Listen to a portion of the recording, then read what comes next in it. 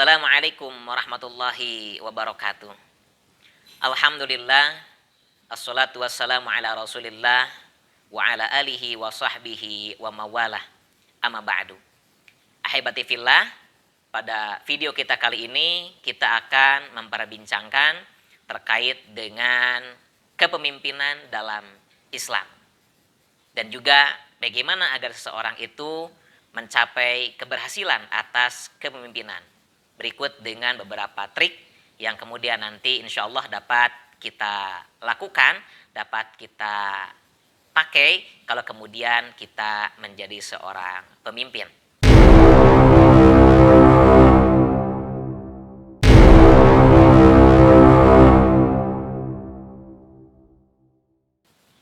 Ahibati fillah, sebelumnya kita hendaklah mampu membedakan apa itu pemimpin dan apa itu kepemimpinan. Tentunya para ahli sudah memberikan definisi secara jelas terkait perbedaan antara pemimpin dengan kepemimpinan. Kiranya kemudian dapat kita lihat bahwa yang disebut dengan pemimpin itu adalah orang yang memberikan sebuah arahan atau instruksi kepada bawahannya. Sedangkan kepemimpinan adalah sebuah proses mempengaruhi orang lain, baik kelompok, untuk mencapai satu tujuan tertentu. Ahibati fillah, maka dari situ kemudian dapat kita pilah dan dapat kita pilih perbedaan antara seorang yang kemudian telah menjadi pemimpin dan bagaimana seorang itu melakukan kepemimpinannya. Sehingga dalam hal ini seseorang yang kemudian mendapati tanggung jawab untuk menjadi seorang pemimpin, maka dia bertugas untuk memberikan arahan, menginstruksikan kepada bawahan-bawahannya, anggota-anggotanya. Sedangkan bagaimana ia menjadi seorang pemimpin, maka disitulah kemudian kepemimpinan. Sehingga dia harus mampu memberikan pengaruh, mampu memberikan arahan, mampu memberikan manajerial untuk mencapai tujuan tertentu yang telah dibuatnya. Ahibati fillah, maka dalam hal ini kemudian kalau kita bisa menelusuri bagaimana sebetulnya Islam membicarakan terkait dengan kepemimpinan, maka tentunya kalau kemudian kita hendak melihat, kita bisa memulai dari sumber-sumber yang kemudian menjadi sumber teologis terkait dengan kepemimpinan dalam Islam. Dapat kita lihat yang pertama tentunya dari ayat Al-Quran dalam surah An-Nisa ayat yang ke-59. Di mana Allah Subhanahu wa taala berfirman, Bismillahirrahmanirrahim. Ya ayyuhalladzina amanu ati'ullaha wa ati'ur rasul wa ati'ur rasul wa ulil amri minkum فَإِن تَنَازَعْتُمْ فِي شَيْءٍ فَرُدُّوهُ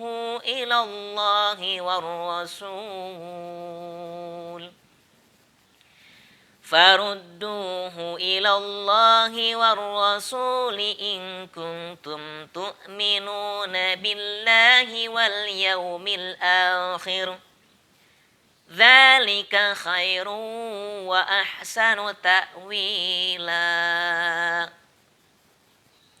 Hei orang-orang yang beriman, taatilah Allah dan taatilah Rasul-Nya.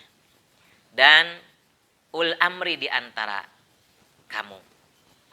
Kemudian jika kamu berlayanan pendapat tentang sesuatu, maka kembalilah kepada Allah dan kepada Rasul-Nya. Dan jika kamu benar-benar beriman kepada Allah dan hari kemudian, yang demikian itu lebih utama bagimu dan lebih baik akibatnya. Quran surat An-Nisa ayat yang ke-59. Ahibati fillah, dalam ayat ini menjelaskan kepada kita, atiullaha wa atiur rasul wa ul amri minkum. Taatlah kalian kepada Allah, taatlah kepada Rasul-Nya, dan taatlah kepada pemimpin-pemimpin di antara kalian. Dan tentunya apabila kemudian kalian terdapat silang pendapat di antara kalian, yang kemudian kalian tidak menemukan titik temunya dalam hal ini, maka kembalikanlah kepada Allah dan kepada Rasulnya. Artinya dikembalikan kepada pemaknaan yang muncul dari Al-Quran dan juga dari hadis-hadis Nabi Muhammad Sallallahu Alaihi Wasallam. Ahibati fillah, kemudian kalau kita lihat sumber-sumber yang kemudian yang datang dari hadis Nabi, maka hal ini dapat kita lihat dari hadis yang datang dari Abdullah bin Umar, di mana Rasulullah SAW bersabda, ala kullukum ra'in wa kullukum mas'ulun an ra'iyati. Fal amirul ladzi 'alan nasi ra'in wa huwa mas'ulun an ra'iyati, wa rajulu ra'in ala ahli baiti wa huwa mas'ulun anhum, wal mar'atu ra'iyatun ala baiti ba'liha wa waladi. Muttafaqun alaih. Ahibati fillah, hadis ini menjelaskan kepada kita bahwa setiap kalian adalah pemimpin. Dan setiap kalian akan dipinta pertanggungjawaban atas kepemimpinannya. Seorang amir, seorang pemerintahan, ia pun seorang pemimpin dan pasti akan dipinta pertanggungjawaban atas kepemimpinannya. Demikian juga seorang ayah, ia akan menjadi pemimpin terhadap keluarga di rumah.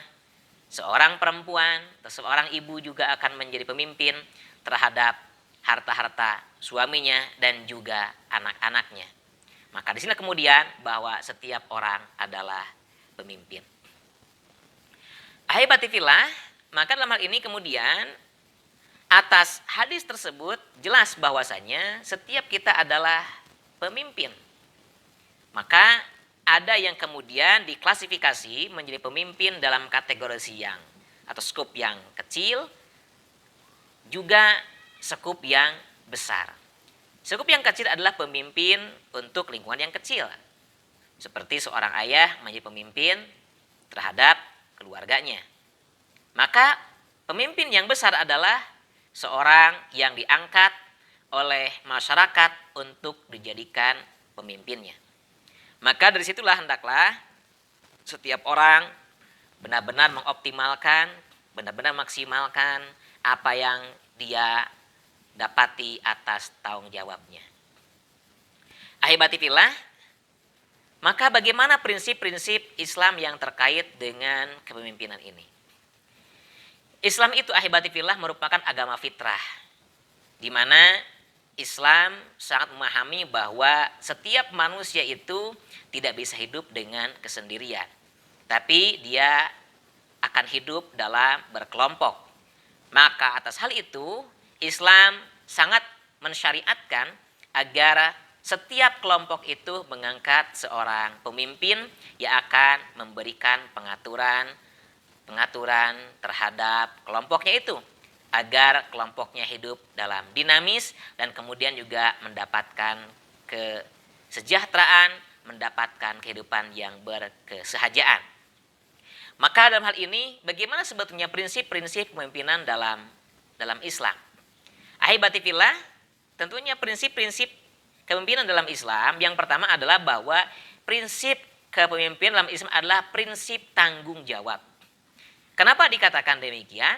Karena tentunya bahwa seorang pemimpin dalam Islam tidak hanya ia menjadi pemimpin dan pertanggungjawabannya hanya cukup dalam kehidupan dunia saja. Tetapi dalam Islam bahwa kepemimpinan seorang itu akan ia pertanggungjawabkan di dunia bahkan sampai ke akhirat. Sebagaimana hadis yang tadi, hadis riwayat muttafaqun alaih dari Abdullah yang tadi. Yaitu setiap kalian adalah pemimpin dan setiap kalian akan dipinta pertanggungjawaban atas kepemimpinannya. Mana tanggung jawab adalah substansi utama yang terdapat dalam kepemimpinan dalam Islam. Karena tentunya seorang pemimpin ketika dia telah diberikan amanat oleh orang lain, oleh kelompoknya, maka ia harus mampu mempertanggungjawabkan terkait dengan kepemimpinan tersebut. Tentunya ketika kepemimpinan di dunia ia harus mampu mempertanggungjawabkan apa-apa yang kemudian ia telah lakukan, kebaikan-kebaikan untuk mencapai kesejahteraan, keamanan, ketentraman lingkungannya. Kemudian juga dalam kehidupan akhirat, maka ia bertanggung jawab terkait dengan bagaimana ia melakukan manajerial terhadap kelompoknya tersebut. Apakah dalam manajerialnya itu ia dalam keadaan atau dalam posisi dalam syariat atau ia melenceng dari syariat tersebut. Maka ini kemudian akan ia pertanggungjawabkan di hadapan Allah Subhanahu wa taala nanti di yaumul jaza.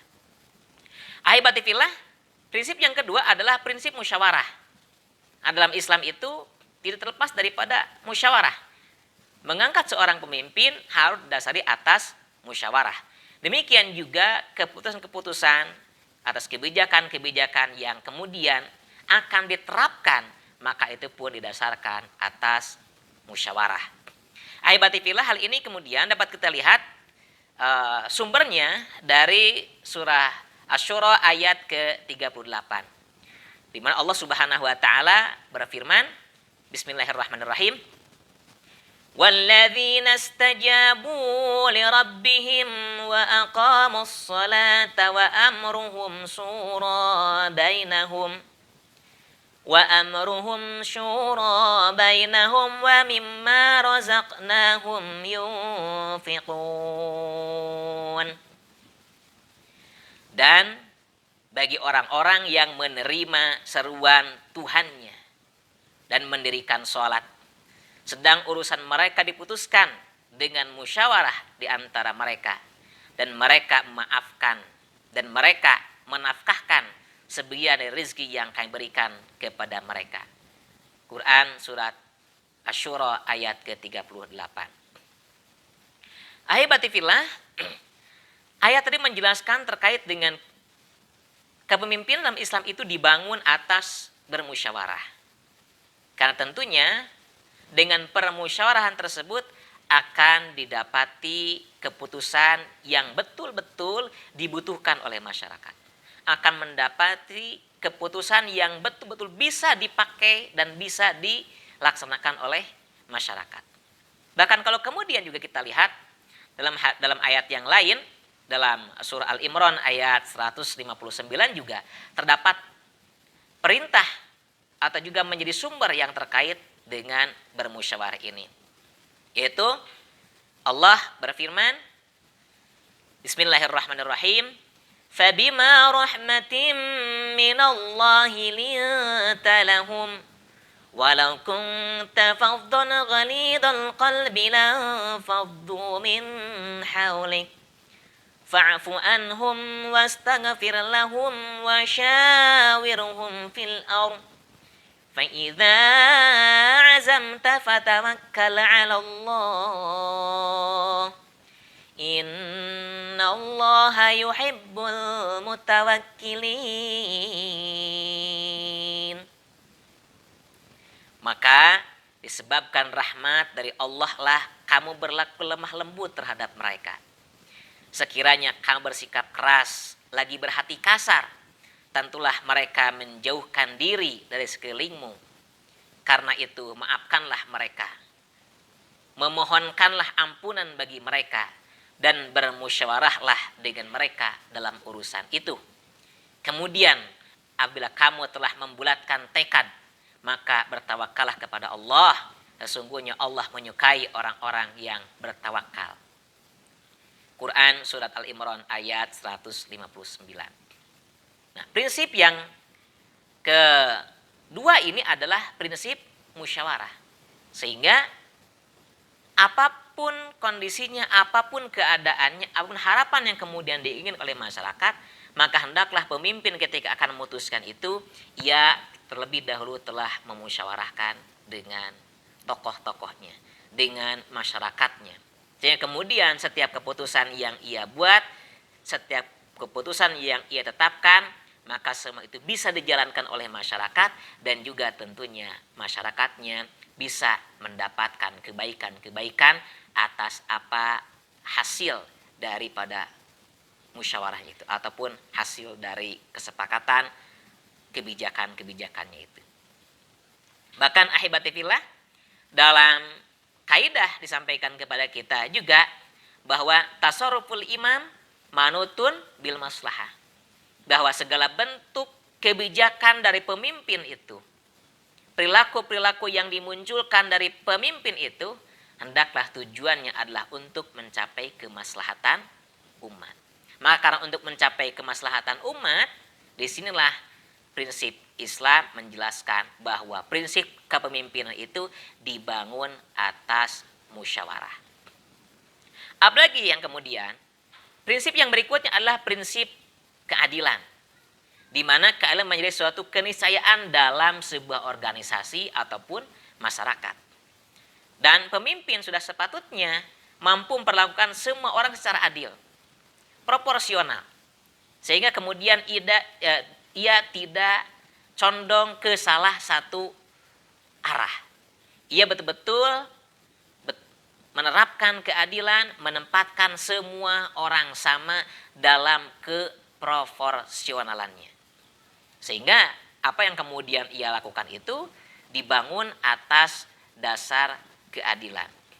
Tidak tajam ke bawah, tumpul ke atas, betul-betul semuanya sama. Semua sama di mata hukum, semua sama di hadapan kebijakan yang ia berikan. Sehingga kemudian dari situ muncullah rasa ketenangan, keamanan, ketentraman karena dibangun atas dasar keadilan. Hal ini sebagaimana Allah firmankan dalam surah Al-Maidah ayat ke-8. Bismillahirrahmanirrahim. Ya ayyuhalladzina amanu kunu qawwamina lillahi syuhada'a bil qist. Wala yajrimannakum syana'anu qaumin ala alla ta'dilu. I'dilu huwa aqrabu littaqwa wattaqullah. Innallaha khabirum bima ta'malun. Hei orang-orang yang beriman, hendaklah kamu jadi orang-orang yang selalu menegakkan kebenaran karena Allah, menjadi saksi yang adil, dan janganlah sekali-kali kebencianmu terhadap suatu kaum mendorong kamu untuk berlaku tidak adil. Berlaku adillah, karena adil itu lebih dekat kepada takwa, dan bertakwalah kepada Allah. Sesungguhnya Allah Maha mengetahui apa yang kamu kerjakan. Surat Al-Maidah ayat ke-8. Ahibati fillah, tentunya ayat ini menjelaskan kepada kita agar kita berlaku adil. Apapun keadaannya, siapapun orangnya. Janganlah kemudian karena ada satu kaum yang kemudian kita anggap tidak menyenangkan diri kita, maka kita berbuat tidak adil terhadap orang tersebut. Keadilan ditegakkan karena prinsip-prinsip dari kepemimpinan dalam Islam adalah dibangun atas keadilan. Ahibati fillah, maka ketika seorang diangkat menjadi pemimpin, hendaklah ia betul-betul menggunakan ketiga prinsip itu. Prinsip baik itu prinsip bermusyawarah, kemudian juga prinsip keadilan, dan juga prinsip-prinsip yang lain yang telah dijelaskan di awal. Karena tentunya bahwa dengan prinsip-prinsip yang kemudian kita pakai tadi, maka insya Allah apapun yang kemudian kita lakukan, apapun yang kemudian kita harapkan, di situ akan membangun model kepemimpinan yang terbaik. Ahibati fillah, kemudian bagaimana agar seseorang itu mencapai keberhasilan terhadap seseorang yang menjadi pemimpin? Karena seyogianya bahwa setiap orang pasti menginginkan keberhasilan atas kepemimpinannya. Siapapun orang yang kemudian ia telah diangkat menjadi seorang pemimpin, pasti ia menginginkan bahwa apa yang kemudian ia lakukan, apa yang ia putuskan terkait dengan kebijakan itu, ia mendapati kesuksesan dan keberhasilan. Tentunya ahibati fillah, dalam hal ini perlu dilakukan atau juga perlu tegakkan beberapa syarat-syarat agar seorang itu mendapati keberhasilan dalam kepemimpinan. Di antara syarat-syarat itu sebagaimana disampaikan bahwa di antara prasyarat-prasyarat yang dimiliki oleh seorang pemimpin, yang pertama adalah ia harus memiliki keimanan. Nah, seorang muslim dimanapun ia berada, apapun jabatannya, ia harus beriman dan senantiasa berusaha mempertebal keimanannya. Ingat, karena dalam keterangan al-iman yazid wa yanqus. Iman itu kadang bertambah dan kadang berkurang. Maka hendaklah seorang pemimpin ia memiliki prasyarat yang pertama itu, yaitu memiliki keimanan dan senantiasa memperbaharui keimanannya itu. Bahkan kalau kemudian ia, jika sampai ia betul-betul telah meneguk manisnya iman itu. Sehingga ketika dia menjadi seorang pemimpin, ia betul-betul didasari atas keimanan kepada Sang Khalik. Sehingga apapun yang ia lakukan betul-betul ia merasa dalam pantauan, ia merasa dalam tinjauan Allah Subhanahu wa taala. Yang kedua, syaratnya itu adalah di mana ia memiliki mental. Seorang pemimpin harus mempunyai mental yang kuat, tangguh, dan baik. Bagi seorang pemimpin muslim, mental itu adalah produk dari iman dan akhlak. Maka di situ adalah prinsip yang kedua. Di mana seorang pemimpin itu dia harus memiliki mental. Artinya al-akil, memiliki akal.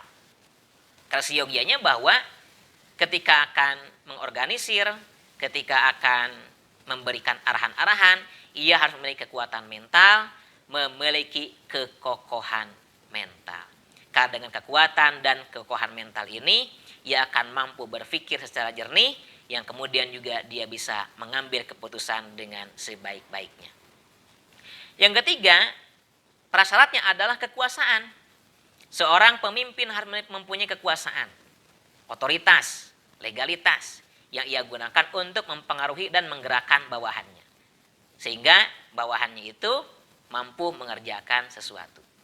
Jadi ketika seorang pemimpin itu diangkat, maka hendaklah ia memiliki syarat yang ketiga ini, yaitu syaratnya dia memiliki kekuasaan. Dia punya power, dia punya kemampuan untuk memberikan, mengorganisir bawahan-bawahan.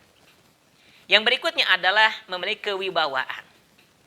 Artinya adalah memiliki kelebihan, keunggulan, dan keutamaan serta kemampuan untuk mengatur orang lain.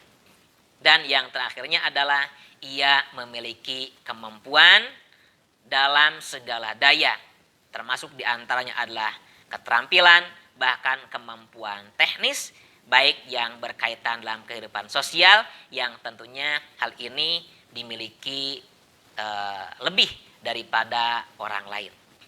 Aibatifillah, maka atas prasyarat itu yang kemudian yang merupakan prasyarat umum untuk menjadi seorang pemimpin, maka disitulah kemudian ia akan mampu menjalankan kepemimpinan dengan baik. Aibatifillah, kemudian dalam hal ini bahwasanya ketika seorang pemimpin ia hendaklah bisa menjalankan roda kepemimpinannya itu dengan baik. Yang tentunya hal ini tidak akan berjalan kecuali dibarengi dengan seni. Karena dalam kepemimpinan itu adalah seni memimpin. Sehingga seni dalam artian adalah ada fleksibilitas. Adanya kemampuan untuk mengambil keputusan secara tepat, cermat, dan juga optimal serta maksimal. Sehingga apa yang kemudian ia putuskan itu betul-betul bisa dilakukan, bisa dipakai, dan juga bisa dipertanggungjawabkan. Kita kembali aibatifillah. Kita maknai yang pertama tadi bahwa pemimpin itu dalam Islam disebut dengan kata ra'in. Artinya adalah kalau dimaknai secara bahasa, ra'in itu adalah penggembala. Kita lihat bagaimana sikap seorang penggembala. Penggembala tidak pernah menganggap bahwa apa yang hari ini ia hadapi miliknya. Tapi apa yang ia hadapi adalah milik dari majikannya. Maka Dalam hal ini, seorang penggembala dia harus mampu menjaga kepercayaan atas apa yang telah diberikan majikannya tersebut. Sehingga kata ra'in ini dalam istilah makna kamus adalah al-hafid wal mu'tamir. Al-hafid wal mu'tamin. Artinya adalah yang memelihara dan yang diberikan kepercayaan. Artinya yang memelihara dan memberikan kepercayaan. Maka di sini ahibati fillah bahwa seorang pemimpin itu dia harus mampu betul-betul bagi seperti halnya seorang penggembala. Ia tidak pernah menganggap bahwa itu miliknya, tapi ia harus memberi tanggung jawaban yang luar biasa. Ketika gembalaannya kurus, maka ia harus mempertanggungjawabkan. Ketika gembalaannya memakan pakannya di tempat orang lain, ia pun juga mempertanggungjawabkan gembalanya. Ya begitulah seorang pemimpin. Maka dia akan dipinta pertanggungjawaban atas dirinya dan juga atas orang lain yang telah menjadi tanggung jawabnya. Maka di sini seorang pemimpin itu ketika ingin mendapatkan keberhasilan, hendaklah dia mampu mengoptimalkan dirinya, memaksimalkan dirinya agar ia mengorganisir dengan sebaik mungkin, ia mampu juga melayani dengan sebaik mungkin, sehingga apapun yang kemudian di akhirnya semua akan menjadi hasil baik untuknya dan juga untuk kelompok dan masyarakatnya. Sehingga tujuan utama dari kepemimpinan itu dapat dicapai. Ahibati fillah, tentunya karena dalam pepatah Arab bicarakan kepada kita bahwa al-imamu khadimul ummah, pemimpin itu adalah pelayannya umat. Maka ketika kita ingin berhasil untuk menjadi seorang pemimpin, hendaklah kita betul-betul menjadi pelayan. Pertama, layanilah orang lain dengan hati. Layanilah masyarakat kita dengan hati. Layanilah anggota kita dengan hati. Kenapa? Karena dengan hati ini seseorang akan mendapati tujuan-tujuan utamanya. Dengan hati yang terbuka, dengan hati yang penuh rasa kasih sayang, maka ketika seorang menjadi pemimpin, ia akan mampu mendengarkan aspirasi dari masyarakat, ia akan mendengarkan pula keluhan-keluhan dari masyarakat yang tentunya keluhan itu akan dapat ditanggap dengan baik apabila hatinya terbuka. Dengan hati yang terbuka, maka ia akan mampu menyerap, mendengar, bahkan kemudian juga dengan hati yang terbuka, dia bisa menentukan keputusan yang tepat. Berbeda dengan hati yang tertutup. Ketika hati yang tertutup, maka ia akan memimpin dengan otoriter. Ia akan memimpin dengan semaunya sendiri. Apapun harus dilakukan, yang penting sesuai dengan keinginannya, tanpa pernah mendengar dari bawah.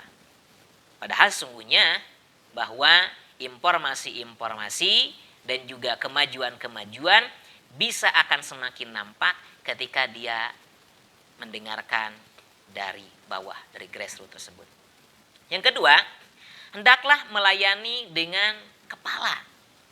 Artinya ketika kita melayani terhadap masyarakat, melayani terhadap anggota, melayani terhadap bawahan-bawahan kita, hendaklah dibarengi dengan isi kepala kita. Artinya pemimpin tidak boleh kholiudihni, memiliki pikiran-pikiran yang kosong atau juga ilmu-ilmu yang sangat sedikit. Maka tentunya bagi seorang pemimpin, dan ketika kita ingin menjadi seorang pemimpin yang sukses, hendaklah kepala kita senantiasa diisi dengan pengetahuan-pengetahuan, diisi dengan ilmu-ilmu yang baru, sehingga kemudian setiap hari kita mendapati ilmu-ilmu yang baru, kita mendapati informasi-informasi yang baru, yang kemudian dengan hal itu semua kita mampu mengambil sikap, mengambil tindakan, mengambil keputusan dengan baik, cermat, dan tepat. Dan seyogianya bahwa dengan ilmu yang kita tambah setiap hari dengan ilmu yang senantiasa kita perbanyak setiap hari, maka tentunya semua hal itu akan kita dapatkan dengan maksimal, bahkan juga didapatkan dengan mudah. Tentunya tidak hanya dengan di situ, bahwa melayani dengan kepala artinya adalah melayani dengan visi. Kita membangun visi, membangun misi. Apa visi kita untuk mencapai sebuah kesuksesan dari organisasi itu? Apa yang kita inginkan? Apa yang kita harapkan? Goal-goal apa yang kita tuju? Maka ini yang kemudian bahwa memimpin hendaklah dengan kepala. Artinya tadi ada visi yang kita harapkan untuk dicapai di masa yang akan datang, dan juga dibarengi dengan strategi-strategi di dalamnya atau dialih oleh misi-misi yang kemudian diaktualisasikan dengan strategi-strategi agar tujuan-tujuan itu dapat diraih dengan mudah. Dan yang ketiganya adalah hendaklah melayani dengan kedua tangan. Ahibatifillah, apa yang dimaksud dengan melayani dengan tangan? Melayani dengan tangan dimaknai adalah melayani masyarakat dengan kudwah, melayani masyarakat dengan uswah. Artinya memberikan pelayanan dengan tauladan, memberikan pelayanan dengan contoh. Karena seyogianya bahwa masyarakat itu lebih membutuhkan terhadap contoh yang diterapkan, sehingga ada prototipe bagaimana seorang itu bisa berbuat, bagaimana seorang itu bisa berperilaku, bertindak. Itu semuanya ada contoh, dan contoh itu terdapat pada seorang pemimpin. Maka ketika seorang pemimpin melayani dengan tangan, artinya pemimpin yang mampu memberikan contoh kepada masyarakatnya. Apa yang diharapkan oleh seorang pemimpin? Tujuan apa yang diharapkan oleh seorang pemimpin? Kalau kemudian tujuannya adalah untuk membangun karakter di masyarakat, maka pemimpin yang melayani dengan tangan, ia akan memperlakukan dirinya, ia akan bertindak dalam dirinya, dalam tindakan-tindakan yang nanti akan menjadi sumber tauladan dari masyarakatnya. Kalau ia menginginkan dalam bentuk kesejahteraan atau kesederhanaan di masyarakat, maka seorang pemimpin memberikan contoh dengan contoh sikap yang sederhana. Itulah diantaranya, maka kemudian ketika seorang pemimpin dengan tangan, tidak hanya tadi memiliki integritas, memiliki kemampuan, visi, misi, tapi juga dia melakukan dalam bentuk contoh-contoh, dalam bentuk tauladan kepada masyarakat. Karena dengan tauladan ini kita sebagaimana kita juga pernah mendengar bahwa contoh itu lebih baik daripada ucapan. Artinya bahwa mengajari dengan contoh itu lebih utama daripada hanya mengajari dengan lisan.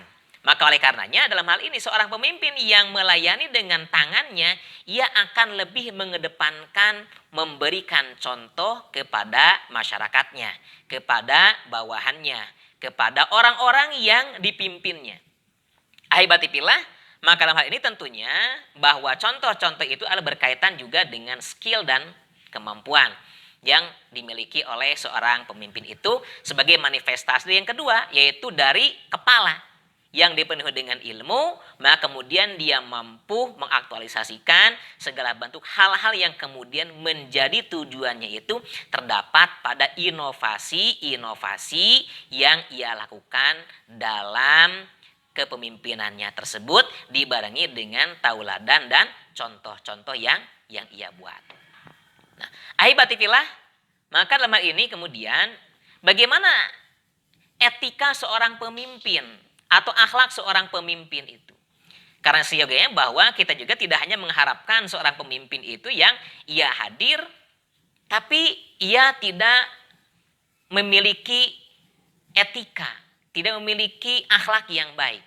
Kita tentunya berharap bahwa seorang pemimpin itu akan mencapai kesuksesannya jika dibarengi dengan attitude yang baik, dengan karakter yang baik, dengan peringai yang baik, dengan akhlak yang baik. Karena seyogianya bahwa Rasul sendiri kalau kemudian hal ini adalah kepemimpinan dalam Islam, bahwa tauladan yang pertama dalam Islam itu adalah baginda Nabi, Rasul. Dan Rasul adalah contoh dari seorang pemimpin. Contoh dari seorang pemimpin bagi umat Islam dengan 4 sifatnya. Sidik, tabligh, amanah, patonah. Itu merupakan sifat-sifat daripada etika-etika dan akhlak yang diajarkan Nabi langsung kepada kita. Tentunya itu harus secara general. Tapi kemudian kalau kita runut bagaimana seorang pemimpin dalam Islam itu menjadi pemimpin yang ideal, tentunya ada beberapa karakter yang kemudian dapat kita bisa elaborasi. Kurang lebih sekitar 9 karakter yang kemudian dapat kita elaborasi terkait dengan karakter dari pemimpin yang ideal itu. Apa yang pertamanya? Yang pertamanya adalah hendaklah seorang pemimpin itu memiliki akhlak yang setia. Apa akhlak setia ini? Setia ini adalah dimaknai yakni ia senantiasa taat dan mengikuti atas apa yang kemudian atas amanat yang diberikan kepadanya. Ia harus setia. Artinya ia tidak pernah mengkhianati, karena setia itu lawannya adalah khianat. Artinya dia menyia-nyiakan. Maka seorang pemimpin harus memiliki etika yang pertama adalah dia setia dengan kepemimpinannya. Ia diangkat oleh masyarakat, maka dia harus memelihara amanat itu. Dia harus setia terhadap apa yang menjadi tanggung jawabnya. Ia tidak kemudian lepas begitu saja atas tanggung jawabnya. Karena seorang pemimpin itu adalah dia harus senantiasa memiliki kesetiaan. Tentunya kesetiaan yang pertama adalah kesetiaan kepada Allah Subhanahu wa Ta'ala sebagai Rabb. Karena seyogianya tentunya dengan kesetiaan kepada Allah, dengan keimanan yang kuat, maka seorang pemimpin itu dipastikan dia tidak akan pernah tergiur sedikit pun dengan harta-harta yang bukan haknya.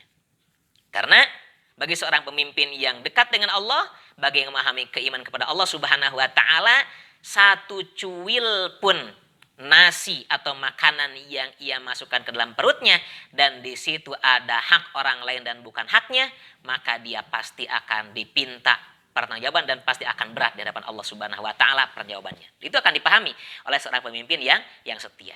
Apa yang keduanya? Yang keduanya yaitu seorang pemimpin hendaklah memiliki akhlak yang senantiasa dalam jiwanya memiliki rasa keterikatan terhadap tujuan. Apa maknanya? Maknanya adalah seorang pemimpin itu harus memiliki keterikatan terhadap tujuan. Tujuan dari masyarakat mengangkatnya menjadi pemimpinnya itu apa? Tujuan dari kelompoknya mengangkat dia sebagai pemimpin itu apa? Maka seorang pemimpin harus senantiasa memahami terkait dengan tujuan ini. Tujuannya A, jangan kemudian di akhirnya melenceng kepada tujuan B atau kepada tujuan C. Tapi tetap konsisten pada tujuan utama. Adapun di perjalanan terdapat rintangan, terdapat halangan, terdapat harungan, maka minimal nilai-nilai yang dimaksud dari tujuan itu prosentasenya lebih besar didapati daripada kekurangannya. Akhlak yang ketiganya yaitu menjunjung tinggi syariah dan akhlak mulia atau etika. Ahibati fillah, dalam hal ini tentunya seorang pemimpin hendaklah ia betul-betul perhatikan terkait dengan ketentuan agamanya. Ketentuan yang dibangun oleh agamanya. Dan ia tidak boleh sedikit pun melenceng dari ketentuan agama. Dan tentunya ketentuan agama ini juga sangat sinergi dengan akhlak-akhlak mulia. Karena agama dibangun atas akhlak. Terutama di antara adalah agama Islam. Karena Islam adalah dinul khuluq. Agama Islam adalah agama etika, agama akhlak mulia. Maka dalam hal ini ahibati fillah tentunya bahwa seorang pemimpin itu hendaklah menjunjung tinggi syariah dan akhlak mulia. Lihat bagaimana baginda Nabi dijelaskan kepada kita bahwa Nabi senantiasa memperlihatkan etika-etika yang terbaik. Etika terhadap masyarakat sekitarnya, terhadap pluralis kemasyarakatannya. Di situ berbagai macam masyarakat, ada masyarakat yang mukmin, ada yang non mukmin, ada masyarakat Ansor, masyarakat Muhajirin. Bagaimana ia mampu memadukan. Sehingga kemudian apa yang ia lakukan, apa yang beliau ajarkan kepada kita, semuanya betul-betul menjunjung tinggi nilai-nilai keislaman. Nah, ahibati-fillah, maka yang ketiga ini hendaklah seorang pemimpin ia memperhatikan beretika dengan etika yang terbaik, diantaranya adalah menjunjung tinggi nilai-nilai syariah dan nilai-nilai agama ataupun akhlak mulia ini. Aibatifillah yang keempatnya adalah hendaklah seorang pemimpin itu, pemimpin yang ideal itu dia mampu megang teguh terhadap amanah. Kepercayaan apapun yang diberikan kepadanya, maka ia pegang teguh dengan seerat-eratnya pegangan. Kenapa? Karena sedikit pun ketika ia melenceng dari apa yang kemudian telah ditetapkan atas kepercayaan yang diberikan kepadanya, maka dalam hal ini tentunya itu akan menjadi tanggung jawab yang berat baginya di dunia sampai di akhirat. Maka oleh karenanya bagi mereka yang diangkat oleh masyarakat untuk menjadi seorang pemimpin, yang hendaklah senantiasa memelihara amanah-amanah tersebut.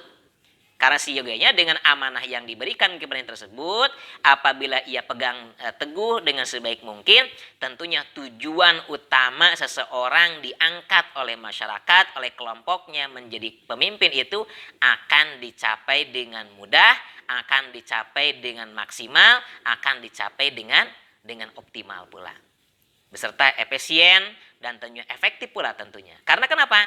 Semuanya berdasarkan terhadap amanah yang diberikan. Karena ia memegang teguh terhadap amanahnya tersebut. Aibatifillah. Kemudian juga alat yang berikutnya adalah tentu bagi seorang pemimpin hendaklah ia tidak berlaku congkak dan tidak berlaku sombong. Tentunya bagi seorang pemimpin hendaklah jauh dari hal-hal seperti ini. Kenapa? Karena jika pemimpin ia sombong, pasti kebijakannya adalah kebijakan yang arogan. Kebijakannya adalah kebijakan yang dibangun atas arogansi hawa nafsunya, atas arogansi dari kelompoknya sendiri.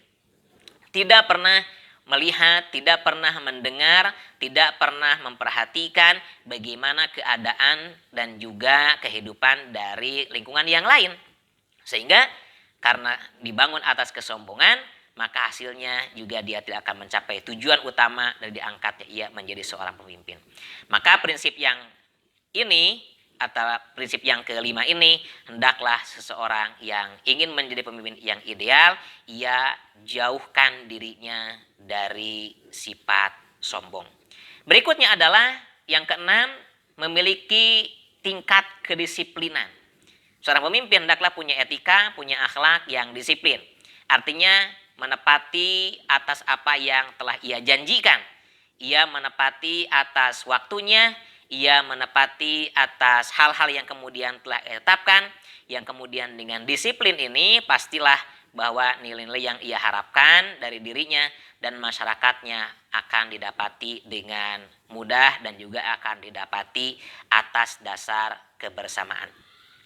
Disiplin merupakan bagian daripada konsisten dan juga konsekuen atas tujuan-tujuan hal itu.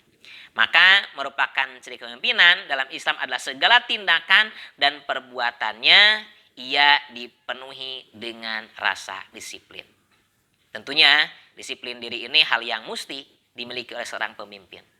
Disiplin terhadap Rabbnya, terhadap Allah Subhanahu wa Ta'ala, disiplin terhadap kemasyarakatannya, disiplin terhadap anggotanya, maka itu kemudian akan menjadi contoh bagi bawahan-bawahannya. Berikutnya adalah seorang pemimpin yang ideal itu harus cerdas. Cerdas bukanlah pintar. Karena yang dibutuhkan bukan pemimpin yang pintar, tapi pemimpin yang cerdas. Artinya pemimpin yang mampu mengambil keputusan dengan cepat, cermat, tepat, dan juga optimal. Sehingga semua kebijakannya itu tidak mendapati kekurangan, tidak mendapati kecerobohan, tapi betul-betul ia pikirkan dengan baik, dipikirkan dengan semaksimal mungkin, sehingga betul-betul akhirnya mendapati nilai-nilai yang terbaik. Problem-problem dipecahkan dengan mudah, permasalahan-permasalahan akan diselesaikan dengan cara yang mudah, cepat, dan juga tepat. Yang berikutnya adalah seorang pemimpin harus memiliki sifat yang terbuka. Tidak boleh ia tertutup. Karena permasalahan yang muncul atau gap-gap yang muncul antara bawahan dengan pimpinan itu biasanya karena pemimpin yang tidak terbuka. Seorang pemimpin harus terbuka. Permasalahan yang ia hadapi, ia harus disampaikan kepada halayaknya. Kenapa? agar kemudian dibangun musyawarah. Kira-kira langkah apa yang dapat ditempuh, langkah apa yang kemudian dapat diambil, sehingga nantinya permasalahan-permasalahan yang dihadapi itu akan mudah diselesaikan dengan kebersamaan. Dan yang terakhirnya, hendaklah pemimpin itu memiliki keikhlasan. Keikhlasan artinya dia ikhlas dalam melakukan hal-hal yang berkaitan dengan tanggung jawabnya.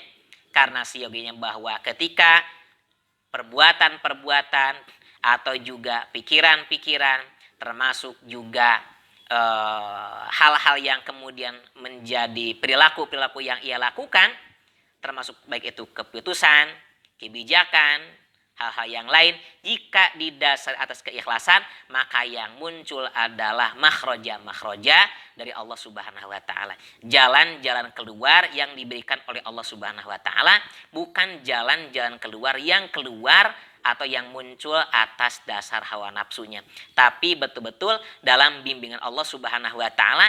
Karena dari keikhlasan ini, hati seseorang akan menjadi bening, hati seseorang akan semakin dekat dengan Allah Subhanahu wa taala. Bahkan tidak hanya itu, tapi kemudian apapun yang ia lakukan dari mulai ia diangkat sampai ia berakhir dalam kepemimpinan atau menjadi pemimpin di kelompoknya tersebut, itu akan bernilai ibadah di hadapan Allah Subhanahu wa taala. Baginda menyampaikan kepada kita, kullu syai'in afatun illal alimu wal alimu afatun illal amilu wal amilu afatun illal mukhlisu. Semua yang ada di alam semesta ini pasti akan sirna, pasti akan binasa, kecuali orang-orang yang berilmu. Demikian juga orang yang berilmu pasti akan sampai pada akhir waktunya, yaitu wafat, kecuali orang-orang yang mengamalkan ilmunya. Artinya ilmu yang kemudian menjadi amal yang tidak akan pernah hilang. Tetapi ingat juga, wa kullul amali afatun illal mukhlisu. Amal yang kita buat pun itu bisa menjadi sirna, bisa menjadi hilang kalau tidak dibarengi dengan keikhlasan. Maka keikhlasan ini merupakan kunci akhlak yang terakhir yang harus dimiliki oleh seorang pemimpin, sehingga apapun yang ia lakukan, apapun tindak tanduk dan juga tingkah laku yang ia lakukan, itu akan bernilai baik dalam kehidupan duniawi dan juga akan bernilai baik dalam kehidupan ukhrawi.